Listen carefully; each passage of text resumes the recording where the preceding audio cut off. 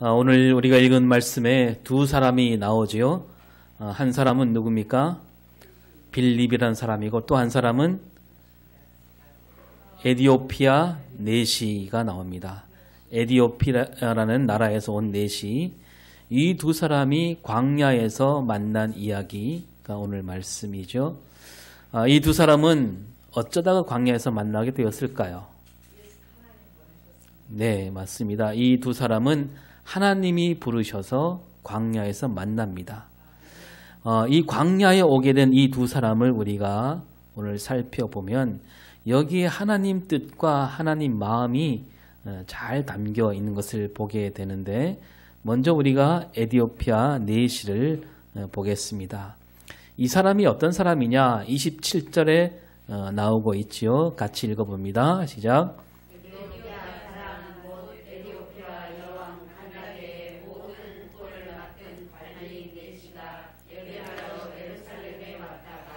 네, 에디오피아는 이스라엘에서 아주 멀리 떨어진 나라입니다.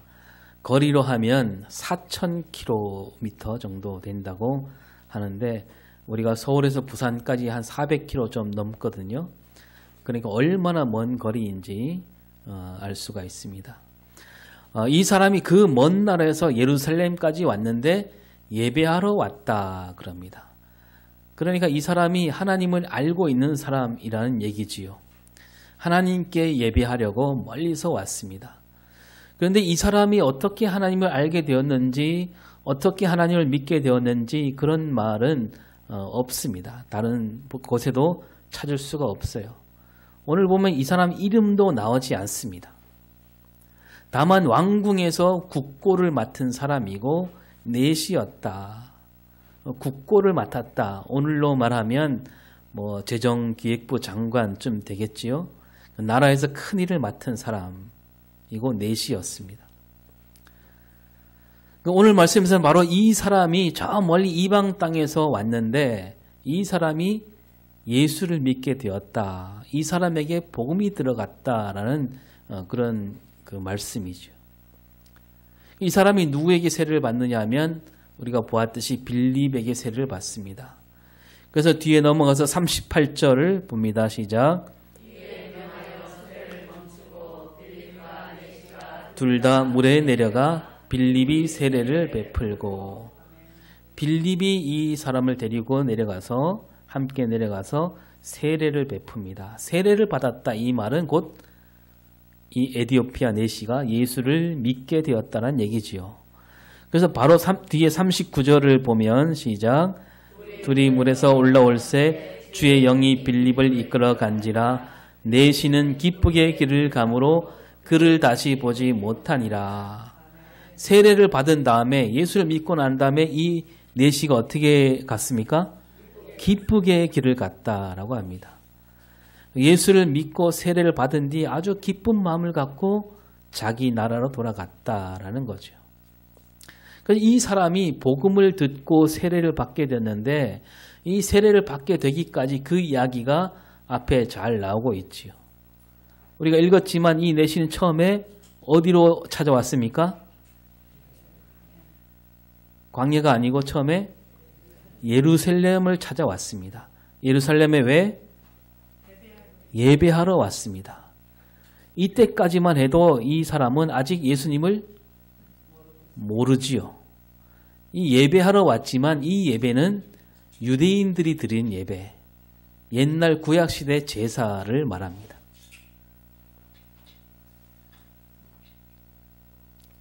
그러니까 이 사람은 예수님을 모르지만 하나님은 알고 있었다는 얘기죠. 그래서 예루살렘에 가면 하나님께 예배할 수 있겠다. 이걸 잘 알고 있는 사람입니다. 그런데 이 에디오피아라는 나라, 거기서는 제대로 예배할 수도 없었고 또 더구나 왕궁에서 일하는 사람이라 자기 나라가 아니고 다른 나라 신을 섬기기가 쉽지 않았겠지요. 이제 어렵게 짬을 내서 이 유대 땅 먼 거리까지 왔습니다. 그런데 어떤 제사에 무슨 제물을 드는지 그런 얘기도 없습니다. 그러니까 그건 중요하지 않다는 얘기겠죠. 그냥 예배하러 왔다가 돌아가고 있다. 예배하러 와서 무슨 일이 있었는가 그런 얘기도 하나도 없습니다. 뭐 유대인들이 이방인을 좋아하지 않잖아요. 뭐 그런 갈등 그런 것도 없어요. 그냥 이 사람이 왔다가 돌아간다. 근데 이 사람이 돌아갈 때 뭘 하고 있었느냐? 28절 시작. 돌아가는데 수레를 타고 선지자 이사야의 글을 읽더라. 수레를 타고 가면서 성경을 읽고 있었다 얘기입니다. 성경을 읽는데 그냥 성경을 그러지 않고 이사야 선지자가 쓴 글을 읽고 있었다. 다른 거는 그냥 대충 얘기하는데 이 사람이 어디 일을 읽고 있는지 보여주고 있습니다. 이때 빌립이 나타났다는 거죠. 그리고 이제 에디오피아 왕궁에서 일하는 사람이니까 수레를 갖고 다닐 수 있었던 겁니다. 그리고 이 수레 안에서 성경을 읽으려면 이 수레가 아주 천천히 가야 되겠죠. 먼 거리지만 성경 읽느라고 천천히 갈 수밖에 없습니다. 뭐 요즘처럼 길이 잘 된 건 아니니까요. 또 수레바퀴가 뭐 요즘처럼 좋은 자동차 바퀴처럼 그런 건 아니니까 덜컹거릴 수밖에 없습니다.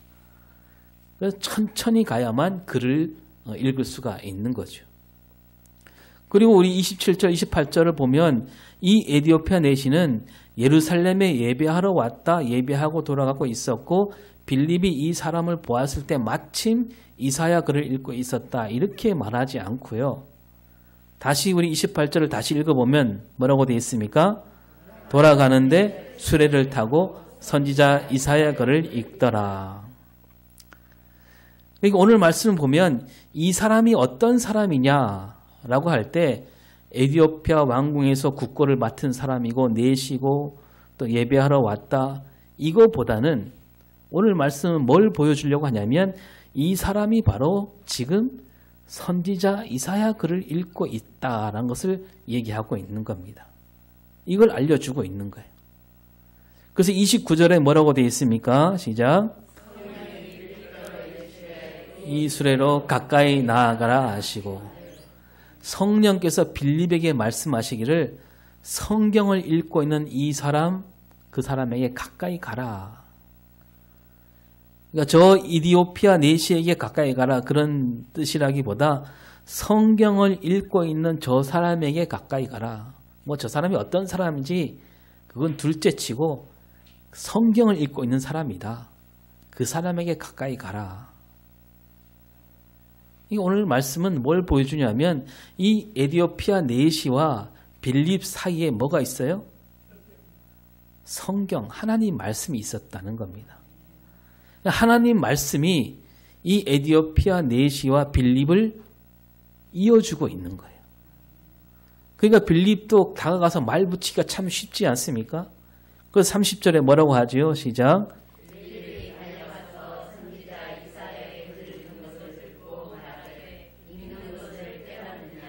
예. 빌립이 얼른 달려갔다 그랬습니다. 성령께서는 그냥 가까이 가라 이렇게 얘기했는데 빌립은 달려갑니다. 성경을 읽다가 멈출까 싶어서 달려간 거죠. 그리고 빌립이 이 사람에게 말한 첫 마디도 뭐 아무것도 없어요. 자기 소개도 하지 않아요. 그냥 다짜고짜 묻기를 당신이 읽는 것을 깨닫느냐. 성경이 연결고리가 되는 거죠. 그러니까 이 내시가 말씀을 읽고 있었기에 하나님은 빌립을 그 사람에게 보냈다라는 것을 오늘 본문은 보여주고 있는 겁니다. 하나님 말씀 안에서 이 두 사람은 만나게 되었고 하나님 말씀 안에서 서로 이야기를 주고받게 되었다. 그거죠. 빌립이 대뜸 읽는 것을 깨닫느냐라고 하니까 이 사람이 또 바로 대답을 합니다. 마음을 열고 31절에 시작.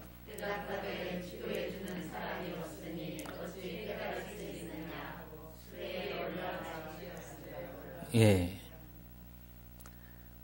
내가 지도해 주는 사람이 없으니 아무도 가르쳐 줄 사람이 없으니 어떻게 말씀을 깨닫겠느냐. 그러면서 빌립에게 수레에 오르라고 합니다. 무슨 얘기예요? 올라와서 가르쳐 달라 그거죠. 이 사람이 읽고 있는 구절이 뭐냐면 이사야 53장 7절부터 나오는 말씀인데 여기는 예수님을 가리키는 구절이에요. 이사야가 거기서 예수님을 가리켜 고난받는 종이라고 얘기하고 있지요. 그러니까 이 내시는 이사야가 말하는 그 고난받는 종이 누구일까? 그걸 알고 싶었던 겁니다. 그래서 34절에 뭐라고 묻습니까?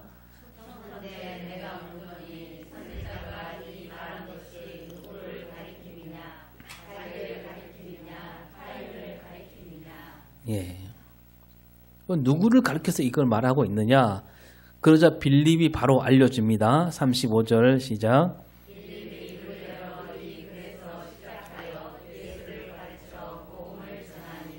예, 빌립이 가르쳐 주는데요. 이 글에서 시작하여 성경 말씀에서 시작해서 예수님을 가르쳐 주고 있습니다. 이사야가 말하는 그분이 바로 예수님이다. 예수님을 가르쳐 줍니다. 예수님이 누구신지, 어떻게 이 땅에 오셨는지, 무슨 일을 하셨는지, 무슨 말씀하셨는지 다 가르쳐 주었다 그럽니다. 그리고 복음을 전했다. 그러자 내시가 복음을 받아들이는데 아주 금방 받아들여요. 그래서 36절에 뭐라고 합니까? 그 내시가 말하되 보라 물이 있으니 내가 세례를 받음에 무슨 거리낌이 있느냐. 바로 내가 세례를 받겠다 그거 아닙니까? 빌립이 이제 세례를 받아라 그런 말도 하기 전에 내가 세례를 받겠다. 그래서 세례를 받게 됩니다. 이거 빌립은 앞에 말씀드린 대로 누구에게 갔느냐 하면 말씀을 읽고 있는 사람, 그 사람에게 달려간 겁니다. 이 말씀 안에서 두 사람이 만나게 되었고 말씀이 두 사람을 이어주었다는 것. 말씀으로 에디오피아 내시는 말씀으로 시작해서 예수님을 알게 되었고 예수님을 믿게 되었고 예수님이 말씀하신 복음을 받아들였다는 얘기입니다. 하나님은 말씀 안에서 빌립을 부르셨고 말씀 안에서 내시도 부르신 거예요. 하나님이 부르신 곳에 뭐가 있어요? 말씀이 있었다는 겁니다. 말씀이 없는 복음은 복음이 될 수가 없지요. 그래서 우리도 누군가에게 복음을 전한다면 반드시 뭘 갖고 가야 됩니까? 말씀으로 다가가야 되는 거예요. 그리고 우리가 또 들여다보면 이 에디오피아 내시가 읽은 말씀은 듣기 좋은 말씀이 아니었어요. 달콤한 말씀이 아닙니다. 32절을 볼까요? 시작.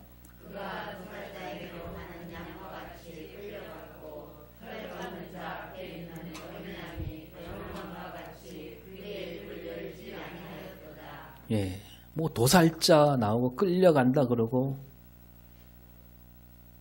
근데 빌립이 바로 이 말씀에서 시작해서 예수님을 가르쳐 줬다고 했습니다.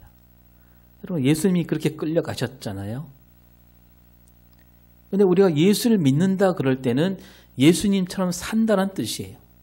예수를 믿으면 예수님처럼 그렇게 끌려갈 수도 있는 거죠.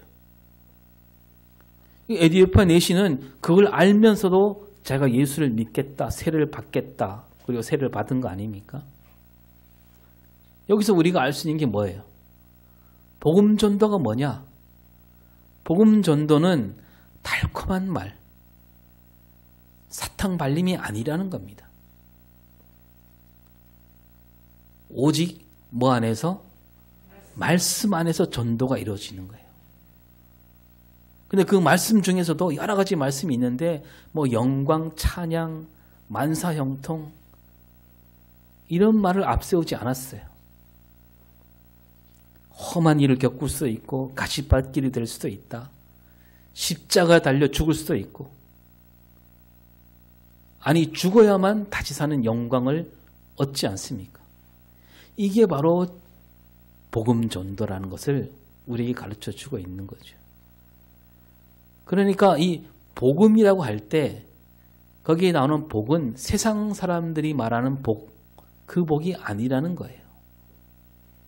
하나님이 주신 복.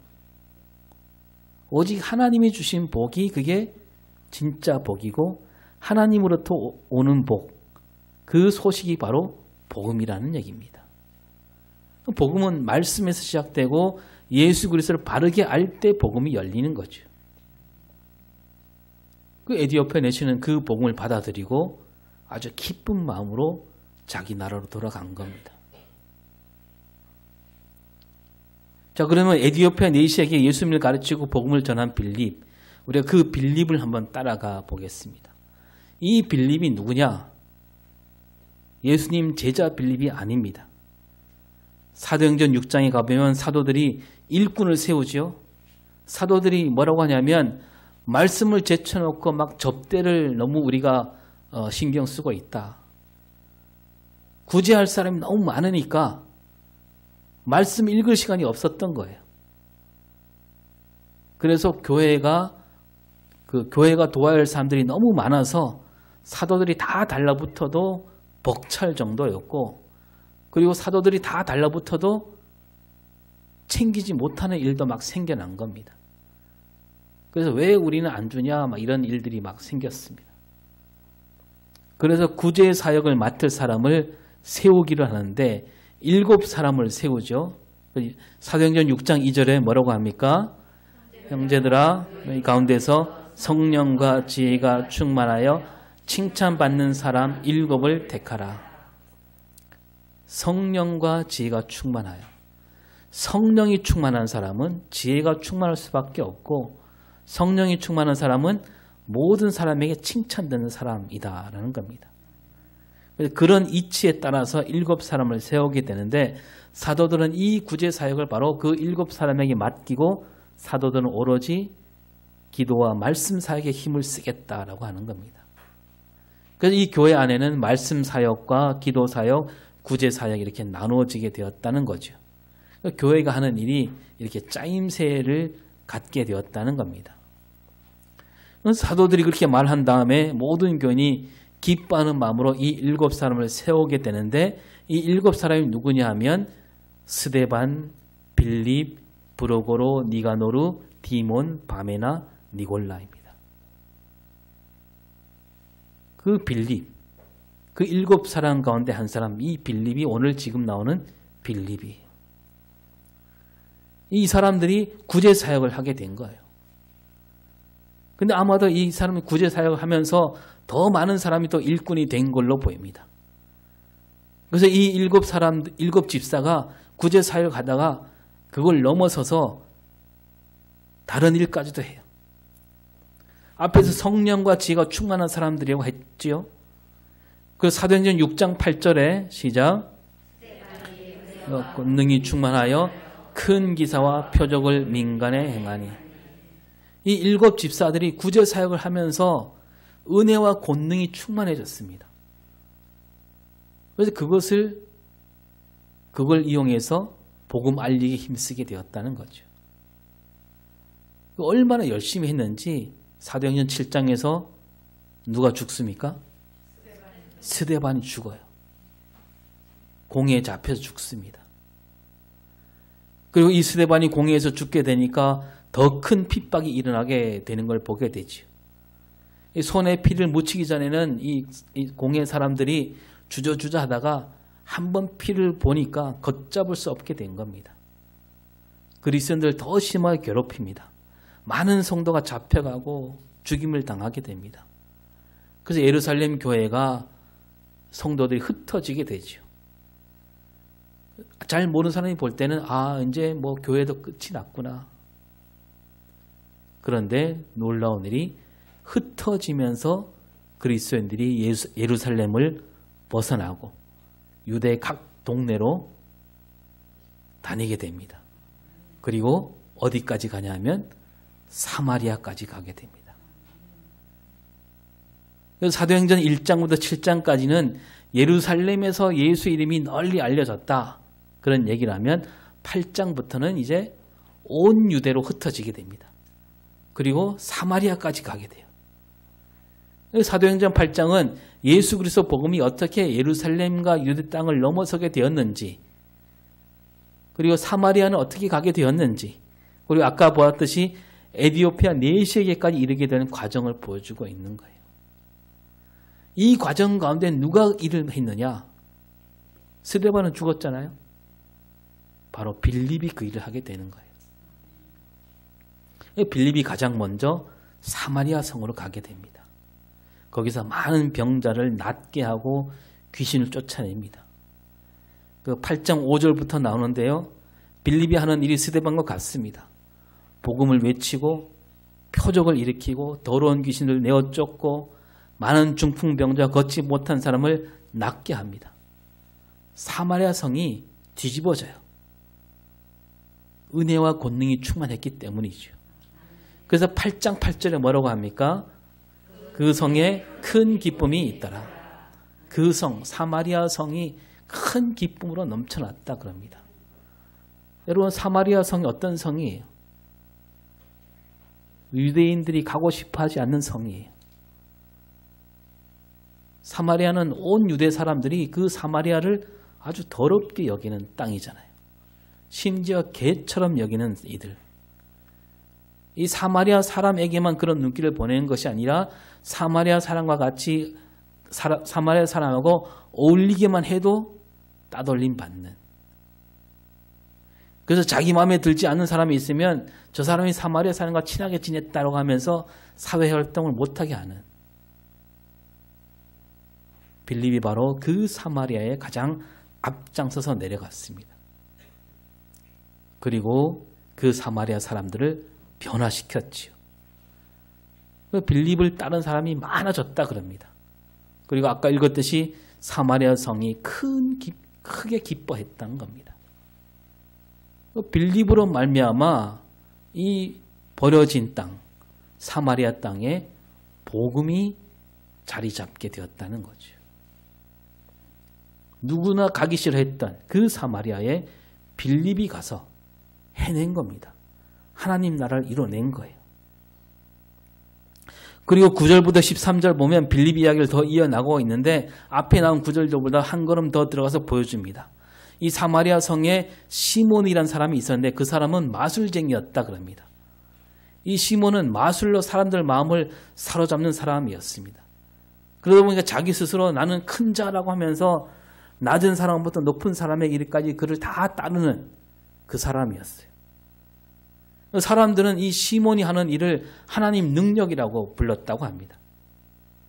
이렇게 많은 사람이 시몬을 인정하고 있는 이때 빌립이 나타났다는 거죠. 빌립은 하나님 나라와 예수 이름으로 전도합니다.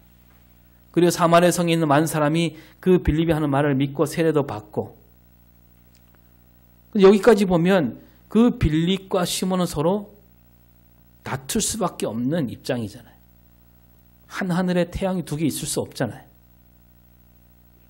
그 시몬을 따르고 온 많은 사람들이 빌립에게로 가게 된 겁니다. 그 시몬 입장에서는 빌립이 자기에게 걸림돌이에요. 그리고 빌립이 보기에는 시몬은 어떤 사람? 엉터리 마술사, 가짜잖아요. 사이비 마술사입니다. 그런데 빌립과 시몬이 싸우지 않아요.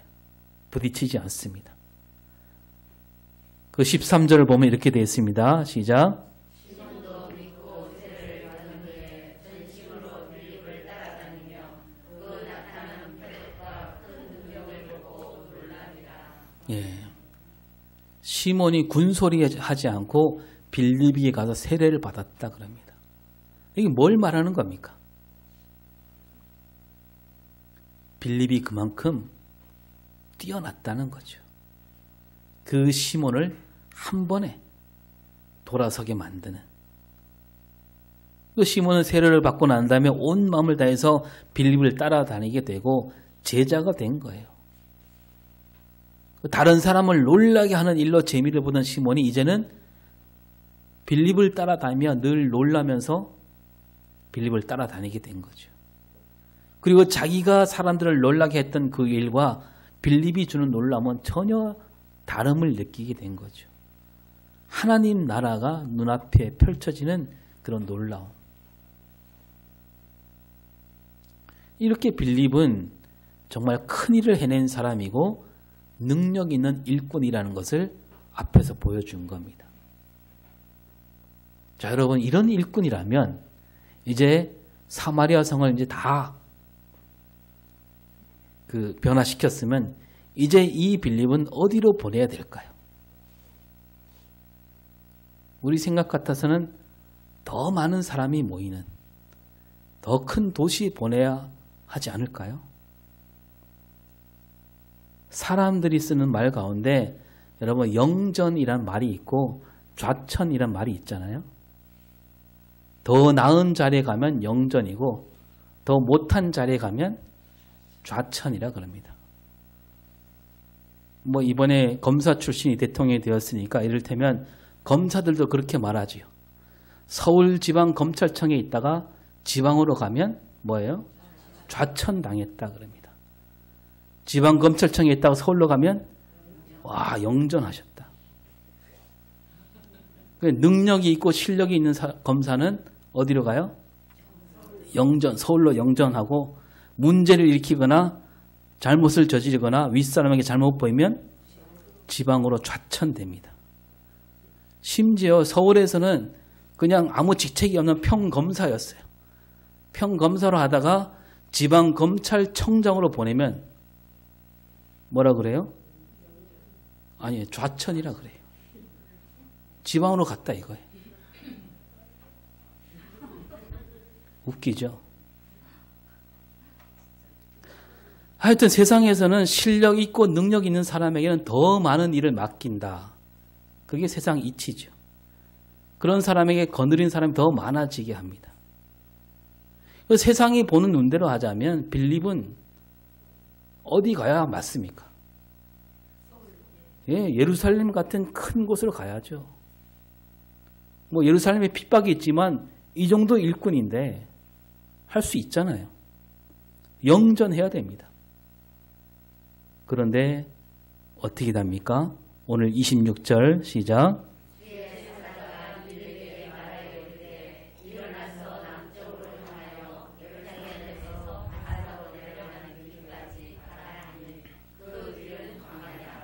예, 주의 사자 하나님이 빌립에게 어디로 가라고? 광야로 가라 그럽니다.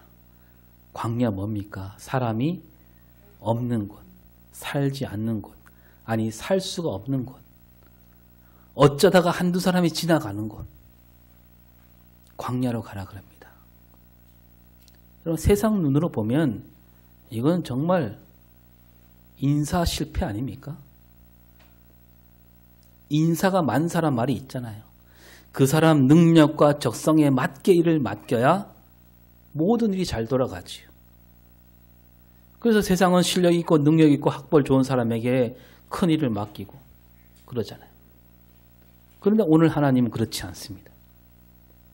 하나님은 능력 있고 실력 있는 사마리아 성을 전체를 뒤집어 놓는 그 빌립을 광야로 보내십니다.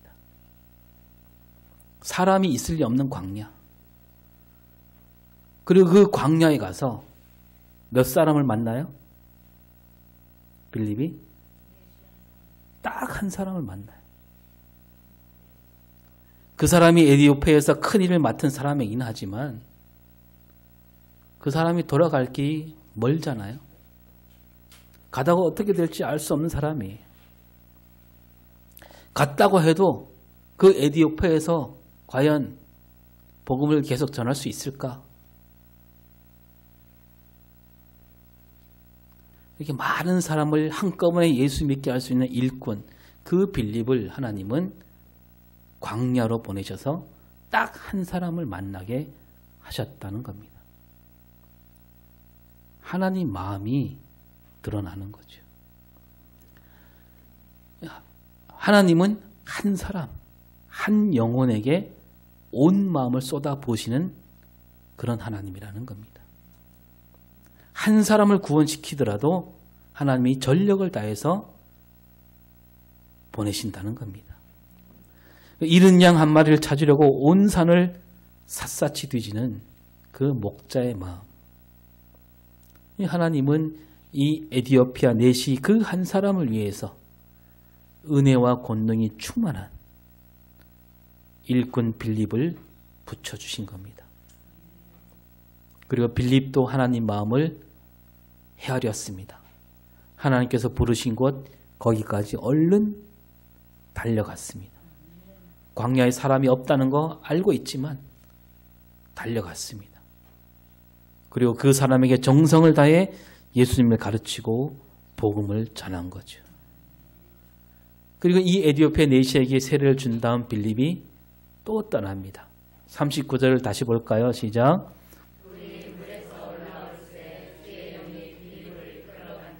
예. 그를 다시 보지 못하니라.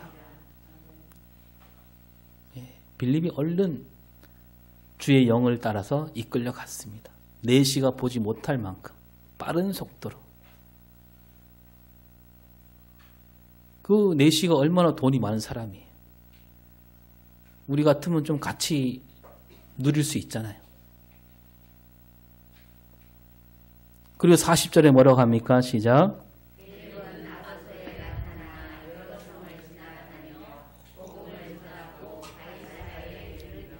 예, 빌립이 간 곳이 아소도라고 합니다. 그러니까 빌립이 그냥 뭐 지나는 길에 빨리 한 사람 구원을 시켜놓고 이제 정말 그 능력에 맞게 큰 도시로 간 게 아니라 또 아소도로 갔어요.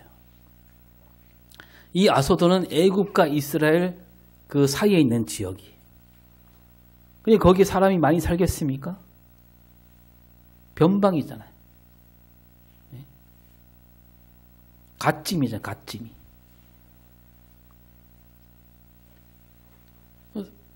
빌립은 또다시 그 시골로 간 거예요.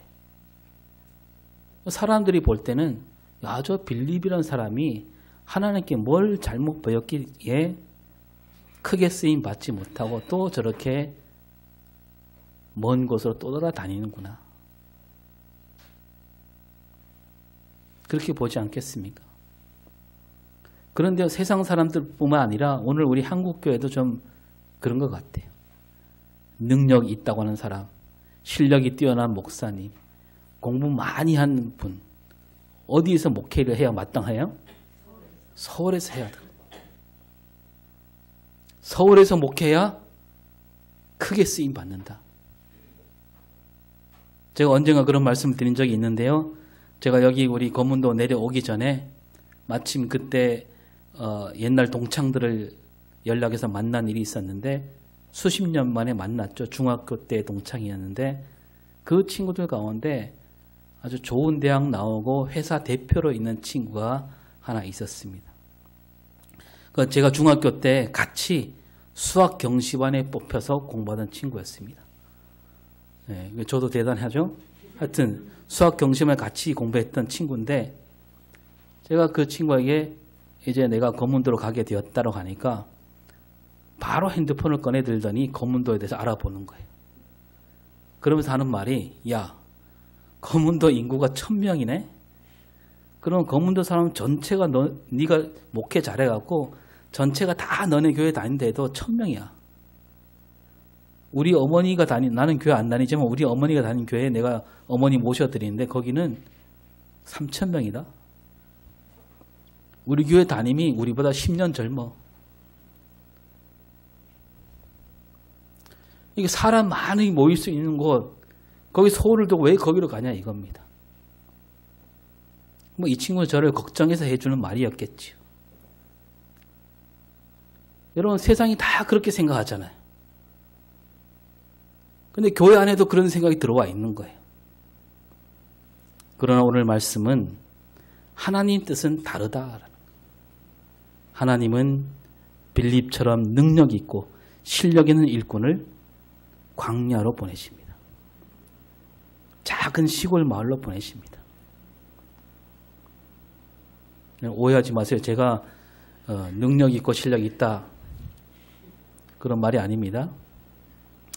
하긴 그거야 모르죠.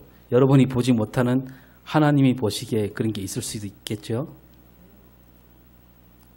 여러분 하나님께서 여러분을 왜 이 검문도에 살게 하셨을까요? 하나님이 여러분을 빌립으로 여기시고 있는 거예요. 빌립을 광야로 시골 마을로 보내셨듯이 하나님은 여러분을 이 검문도 죽촌 마을에 보내신 거예요. 빌립은 은혜와 권능이 충만한 사람이라고 했습니다. 여러분도 하나님의 은혜와 권능이 충만한 사람들이라는 것을 믿으시길 바랍니다. 이 하나님이 부르신 이곳에서 하나님의 뜻을 올곧게 펼쳐내는 저와 여러분이 되기를 바랍니다. 기도하겠습니다. 빌립을 부르신 하나님께서 오늘 우리도 불러주셨습니다. 분을 받은 이곳에서 우리도 빌립처럼 하나님 말씀대로 예수님을 가르치고 복음을 알리며 살게 하여 주시옵소서. 어디든지 가오리다 그 다짐을 마음 깊이 새기며 사는 우리 삶이 되게 하여 주시옵소서. 감사드리며 예수님 이름으로 기도합니다. 아멘.